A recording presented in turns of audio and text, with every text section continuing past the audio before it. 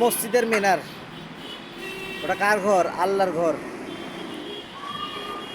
আল্লাহ ছাড়া কাল কিয়ামতের মাঠে অনেকে বলে কি যে নবী দিনের নবী মুহাম্মদ সাল্লাল্লাহু আলাইহি সাল্লাম তোমাদের সুপারিশ করবে, বা অনেকে বলে পীর আউলিয়া, অনেকে পীর ধরে।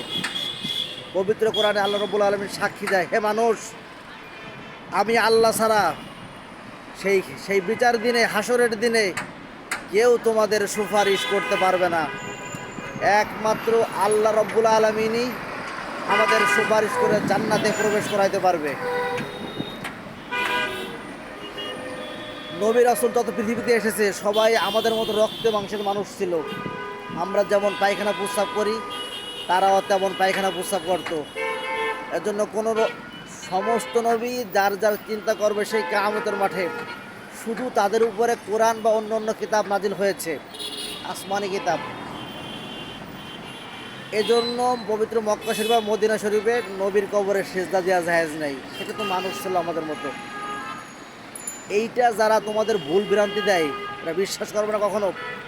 সৃষ্টিকর্তা এক, তার কোনো ছেলে মেয়ে নাই, পিতামাতা নাই, তিনি অদৃশ্য, তাকে কখনো দেখাও যায় না। অনেকে বলে সৃষ্টিকর্তাকে দেখা যায়, অসম্ভব। পবিত্র কোরআনে আল্লাহ সাক্ষী দেয়, হে মানুষ, তোমরা আমাকে কিয়ামতের মাঠে দেখতে পারবা। সেই কিয়ামতের মাঠে যেদিন তোমরা তোমাদের সকলের হিসাব নেব আমি আল্লাহ, আর তোমাদেরকে আমি জান্নাতে প্রবেশ করাবো। আমি ছাড়া কোনো মানুষ বা কোনো দেবদেবী, যারা অনেকে হিন্দুরা পূজা করে, যেরকম কালী, দুর্গা, সরস্বতী, এরাও পারবে না।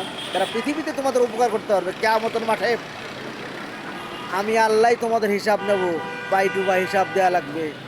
যার পাল্লা, দাড়ি পাল্লা বা মিজানের পাল্লা, নেক আমল সুন্দর হবে সেই জান্নাতে যাবে, আর যার বদ আমল খারাপ হবে অবশ্যই অবশ্যই সে জাহান্নামে যাবে। কিন্তু আল্লাহ আমাদের সৃষ্টি করে পৃথিবীতে পাঠিয়েছেন, তার ইবাদত করব। একই তো জিনিস, ঈশ্বর, আল্লাহ, ভগবান সবই এক। আল্লাহ ছাড়া পৃথিবীতে কাউকে কখনো তোমরা ভয় পাবা না। একমাত্র তারই কাছে সাহায্য চাবো, সৃষ্টিকর্তার কাছে, তারই কাছে প্রার্থনা চাবো।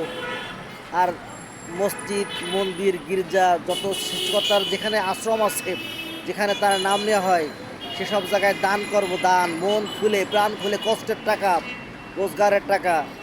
আর মানুষ দেখে, গরিব মানুষ দেখে, যেখানে রাস্তাঘাটে মানুষজন শুয়ে থাকে, দেখলে মায়া আসে, তাদেরকে তোমরা দান সৎকার করবা। এই দানের জন্য তোমার সেই কিয়ামতের মাঠে নেক আমলের পাল্লাটা ভারী হয়ে যাবে, আর জান্নাতে যাওয়ার সুগম হয়ে যাবে।